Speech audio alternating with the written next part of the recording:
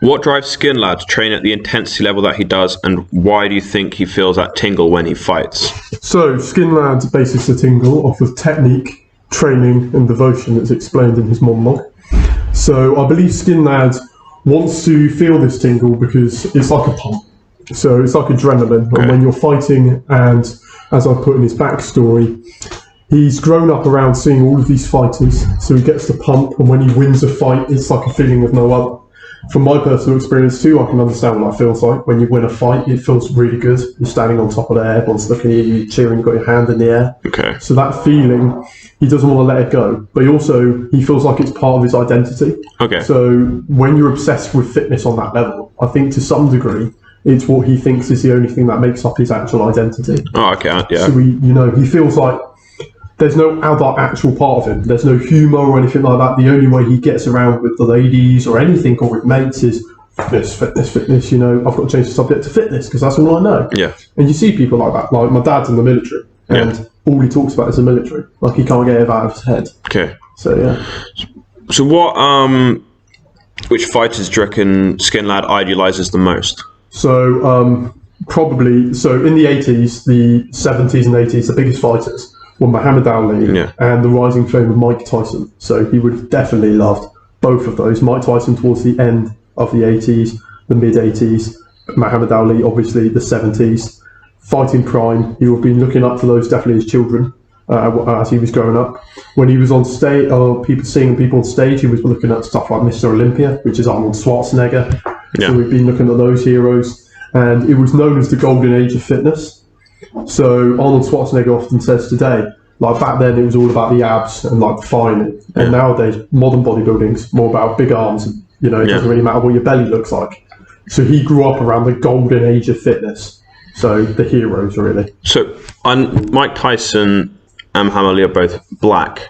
Yeah. So, and Skinlads, a lot of them are quite like racist, and there's sort of a racist culture around them. So do you think the fact that he looks up to black fighters, like he wouldn't fit in with the rather racist one, so kind of isolate him from like everyone else? It's a big misconception. So I also believe that skinheads were all racists. Yeah. So I watched an hour-long documentary on it. Okay. So skinhead culture comes from the mixed marriage between Jamaican culture and London Cockney culture. So actually, skinheads themselves, there's actually nothing racist about them. So what was taken was this proportion back in the late 80s of the NF, the National Front. They tried to try and recruit these skinheads. And the younger generation had lost the original meaning of what it was to be a skinhead back in the 70s and early 80s of that Jamaican marriage between American black culture and that London Cockney culture. So being a skinhead actually is the complete opposite of racism. It's anti-racism. It's accepting people. And like in the documentary, they say, I don't see his colour. He's just another one of my mates. So I do think to that degree, because he was born, I'd say he's around 20 in the road monologue. So that puts him being born towards the end of 1960s. I would have said his culture definitely is defined by the original meaning of a skinhead, not the later meaning of a skinhead. So I would consider that to be out of the question. Like, I don't think he would be thinking racist about that at all, especially a Buddhist monk. Yeah. Like, Buddhists and the white Buddhists did not enter the Buddhist scene until we're talking after 2010.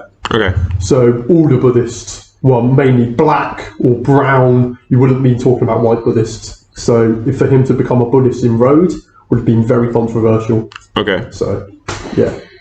So who taught Skinlad how to fight? I'd say himself. Yeah.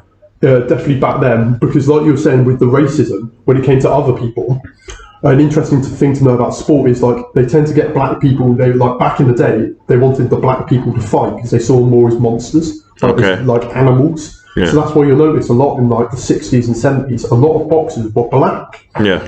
And like some people saw it as they're introducing like other cultures into the industry. Finally, racism is being abolished. But like a lot of people also saw the flip side of they're just getting black people to fight because they don't want to do it themselves. They don't want to see the white man as the ruthless.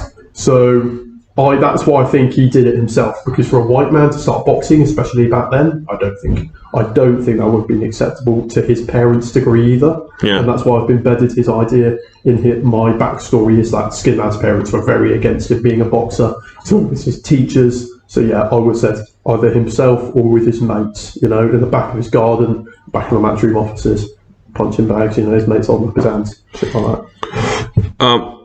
So what key events in your character's childhood do you reckon helped them to shape them into who they are on road? So I often call it the funeral march of Skinlad. I really do feel like Skinlad drove himself to his own grave. So he started off as a kid.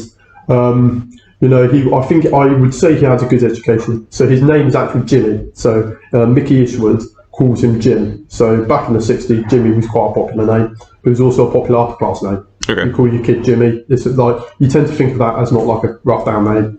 So Jimmy, I'd say his parents were quite well off, or reasonably like they were not upper class, they weren't middle class, they were top of the working class. You know what I mean? Okay. Yeah. Okay. So they had money. Yeah. But they didn't have too much. And I'd say they're trying to get him for a good education. He's probably working as one of the managers down at the mechanics farm. His dad probably. And then he just lets that all go. He goes, no, I want to be a boxer. And his parents are like, are you fucking crazy? Like, we've just put you through this great education, and then you're dropping it all to become a boxer. Are you off your head? So I think that situation where his parents went, no mate, you're off your head. What do you mean you want to become a boxer? And that's why he says in his monologue, I don't want my mother's love. Yeah. Okay. So I don't think he actually wanted it all. I think that's very evident then that his mum just wasn't down for it. Yeah.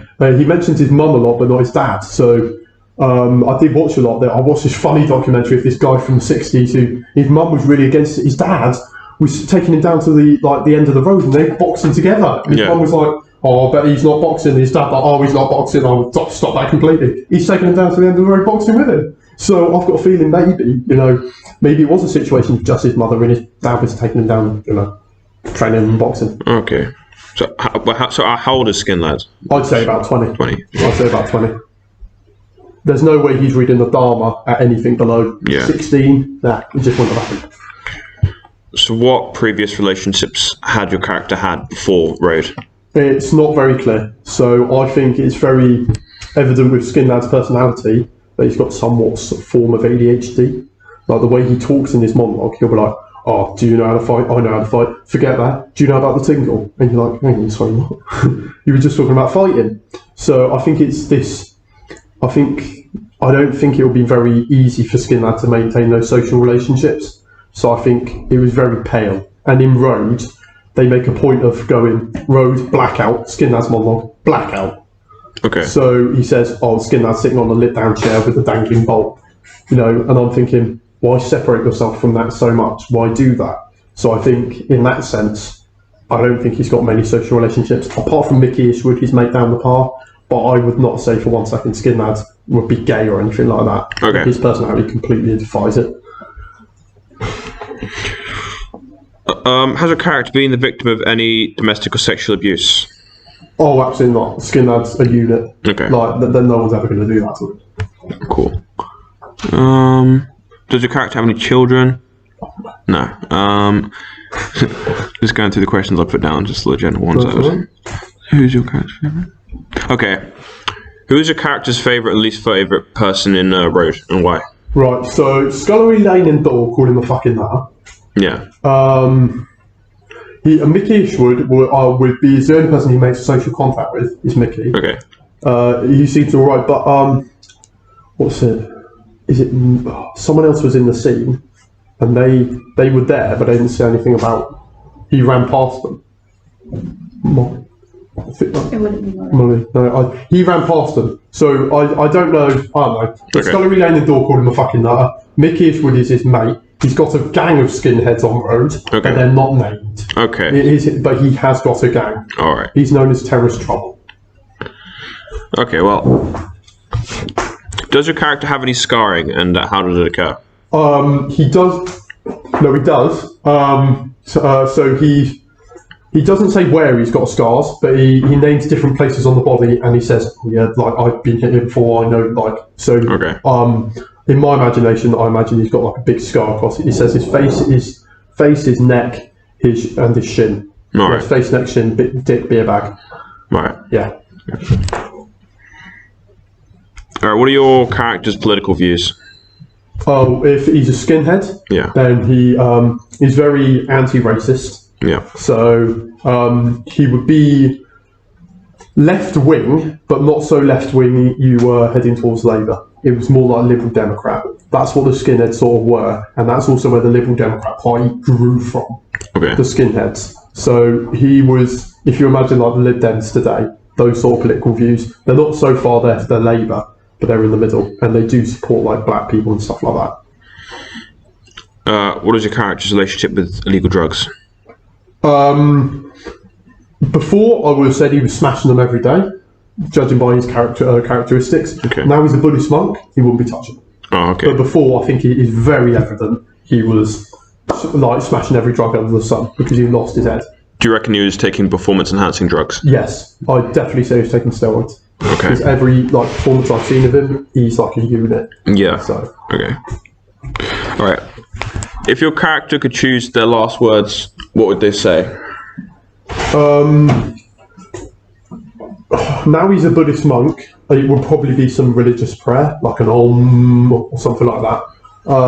Though in that case, Buddhists don't actually believe in like death everlasting. It's more Yeah. reincarnation or enlightenment. So Okay. Okay. How often does your character have sex? it doesn't say. Doesn't Okay. say. So, how often do you think your character would have sex then? He's training, but I'd say Do you reckon that'll get in the way a lot? yeah, it Yeah. would get in the way a lot. I think he's more of a gym lad, Okay. and especially now as a Buddhist monk, he won't be having sex at all. Okay. Here's another question related to sex. In the beginning of Road, who was the last person your character had sex with? Oh, it doesn't say. Okay. Well, that's all the questions I've got. Thank you very much.